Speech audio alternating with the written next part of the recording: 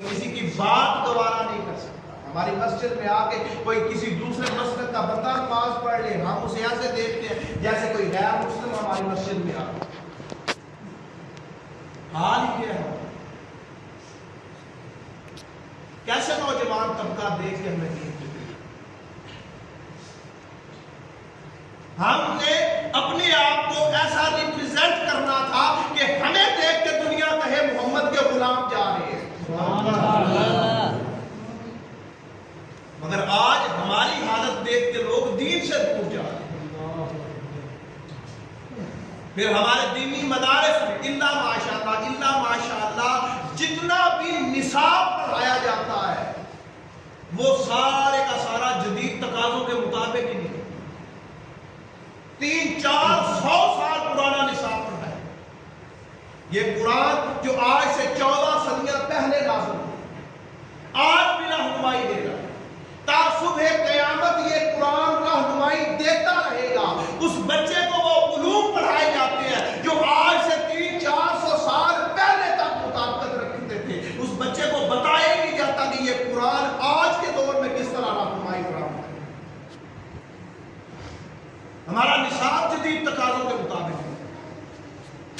آج کے نوجوان کے سامنے، دینی مدارس کے علماء کے سامنے، دینی لوگوں کے سامنے جب کوئی نوجوان مسئلہ لے کے آتا ہے، اس کا جواب یہ جوان قرآن سے نہیں دے سکتا، ہمارے علماء نہیں دے سکتے. وہ نوجوان اپنے اسی مسئلے کو عقلی طور پہ حل کرنے کی کوشش کرتا ہے، سائنسی طور پہ دیکھنے کی کوشش کرتا ہے. جب اس سوال کا جواب سائنس میں پا لیتا ہے وہ نوجوان پھر سائنس کو اپنا امام کہنا شروع کر دیتا ہے. جب عقل میں پا لیتا ہے تو عقل کو اپنا امام کہنا شروع کر دیتا ہے. فکر میں پا لیتا ہے، فلسفے میں پا لیتا ہے تو فلسفے کو اپنا امام کہنا شروع کر دیتا ہے. وہ نوجوان پھر قرآن سے دور چلا جاتا ہے. نصاب جدید تقاضوں کے مطابق. آج پھر دونوں طرف شدت پسندی پائی جاتی ہے. جتنے ماڈرن ایجوکیشن کے ادارے وہاں پہ پڑھنے والے جوان دینی مدارس میں پڑھنے والوں کو شدت پسند، انتہا پسند، پتہ نہیں کیا کیا الفاظ ہیں. اور دینی مدارس والے ماڈرن ایجوکیشن حاصل کرنے والوں کو دین سے دور، کافر، بدعتی اور پتہ نہیں کیا کیا القابات دیتے ہیں. آج ہمارے دینی مدارس کو، ماڈرن ایجوکیشن کے اداروں کو اپنا آپ بدلنا ہوگا. ان کو دین کے قریب لانے کے لیے کام کرنا ہوگا. اساتذہ کو اپنا کام کرنا ہوگا. وسعت نظری، وسعت قلبی پیدا کرنی ہوگی. تب ہماری نوجوان نسل دین کے قریب انشاءاللہ. اس قرآن کو ایسے پیش کرنا ہوگا کہ اس قرآن کو دیکھ کے لوگ دین کی طرف. آپ کی یہ بوریت دیکھ کے مجھے لگ رہا ہے کہ اب میں بات کو مکمل کروں. باقی آگے کہاں پہ ندیم آباد میں ہے، اگلے اسباب وہاں پہ بیان کروں گا. میں اپنی بات کو مکمل کرتے ہوئے صرف نوجوانوں کے حوالے سے چند ایک باتیں کرتا ہوں. آپ کو یہاں پر مزہ نہیں آ رہا، پتہ نہیں کیا بات ہے. آپ سبحان اللہ، شرم آ رہی ہے، مزہ آ رہا ہے. اور اللہ تعالیٰ آپ کو صحت کی کہ آپ جو ہے نا اور بڑی بات. ہم ایک جگہ سبز کرتے تھے تو عموماً غیر مسلم جو ہے نا ان سے واسطہ پڑتا تھا. وہ سوال کرتے تھے کہ جو آپ کا قرآن شریف ہے اس کی تعریف سناؤ، آپ کی جو کلام پاک ہے اس کی تعریف. ابھی اگر ہمیں کسی نے بتایا ہوتا تو ہم بتا بھی دیتے، لیکن تھوڑا بہت ہمیں وہ مولوی صاحب تھے ملتان کے، وہ لیکچر دیا کرتے تھے منتظر کے ٹائم یا عشاء کے ٹائم. تو انہوں نے کہا جی پہلی تعریف یہ ہے کہ اللہ تعالیٰ نے اس کی قرآن شریف کی خود حفاظت کی ہے. حافظ قرآن کسی بھی غیر مسلم، یہ جو ہے نا عیسیٰ علیہ السلام کی جو اس کی بھی کتاب اتری ہے، پھر جو موسیٰ علیہ السلام، وہ حافظ نہیں کیا کسی نے، اس قرآن شریف کو حفظ کی ہے. اچھا پھر دوسرا انہوں نے کہا جی مثال سناتے ہیں کہ بھی اس قرآن شریف میں کہ مصر میں امریکہ میں ایک جو ہے نا بچہ اور مطلب ہے عورتوں کی ڈلیوری ہوئی، کوئی خود تو مطلب ہے کافی عورتیں ڈلیوری ہوئی، ایک دم 15 یا 20 کی ڈلیوری ہوئی. پاکستانی یعنی وہ حساب کو ٹھیک کرتے. تو وہ ایک بچہ جو ہے نا بچی جس نے بچہ پیدا ہوا تھا اور وہ مثال کے طور پہ بچہ چلا گیا بچی والے کے پاس اور بچہ ادھر چلا گیا. تو انہوں نے مثال دے کے بتایا کہ جاؤ مصر کا جو ڈاکٹر تھا اس کو کہا کہ جی آپ اپنے قرآن شریف میں جا کے دیکھو کہ یہ بچہ بھی اس کا ہے یا اس ماں کا ہے. تو انہوں نے کہا مجھے ایک ٹائم سے میں علم کے بارے میں جانتا میں جاؤں گا مصر میں پھر سے جا کے پوچھوں گا.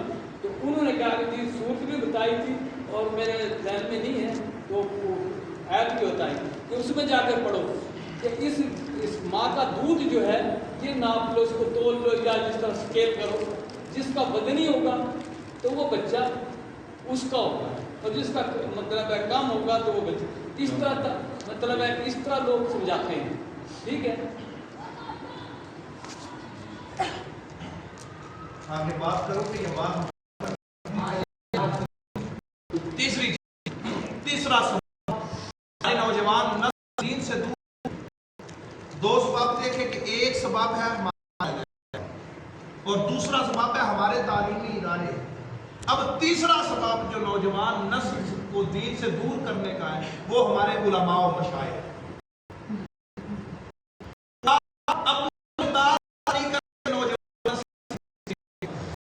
علماء کے جو بات سے کئی جاتے نیچے اتر تک بھول جاتے کہتے ہیں اس پہ عمل نہیں کرتے. علماء کی کمی آج کوئی سوال یہ آئے کہ ہم اسے سیٹسفائی نہیں کر سکتے. ہمارے علماء پھر شدت پسندی کا مظاہرہ کرتے ہیں اس پہ اپنا فتویٰ مسلط کرنے کی کوشش کرتے ہیں. علماء خود تو پڑھتے نہیں اللہ ماشاءاللہ. جو علماء سو ہے ان کی بات کرتا ہوں. جو علماء حق ہے میرے سر کا جو علماء سو ہے ان کی بات ہے.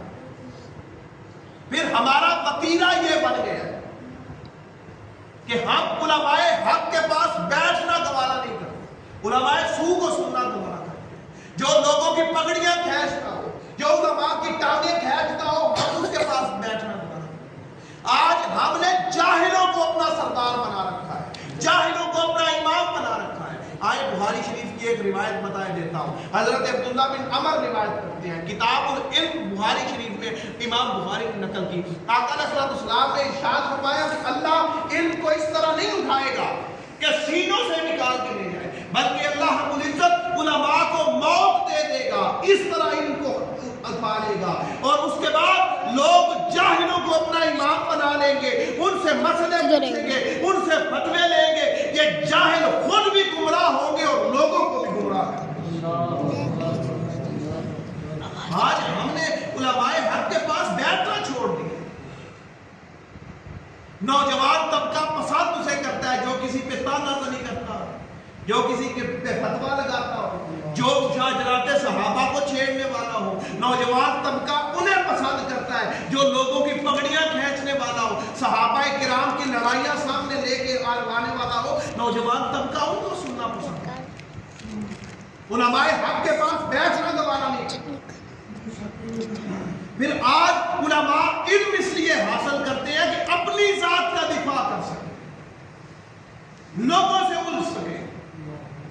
جامع ترمذی کی روایت ہے مصطفیٰ کریم نے ارشاد فرمایا کہ اگر کوئی بندہ اس لیے علم حاصل کرے کہ وہ اس علم کے ذریعے لوگوں کے ساتھ علماء کے ساتھ الجھے علماء پہ فتویٰ بازی کرے علماء کی ٹانگیں کھینچے اور اس علم کے ذریعے لوگوں کی توجہ اپنی طرف حاصل کرے مصطفیٰ کریم نے ارشاد فرمایا ایسا بندہ قیامت والے دن جہنم میں داخل ہوگا.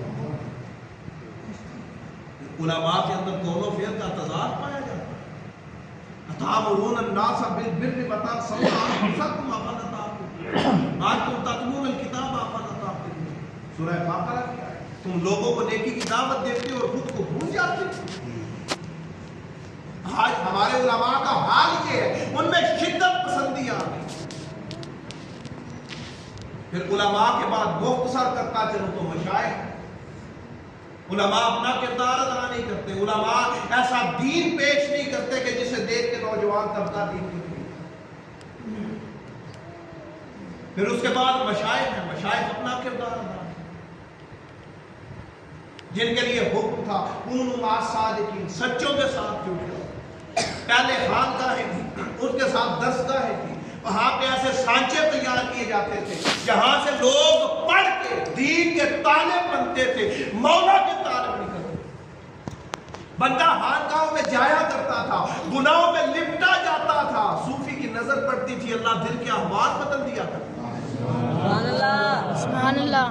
ایک نظر ولی کی پڑتی تھی، دل کے احوال بدل جاتے، ہزاروں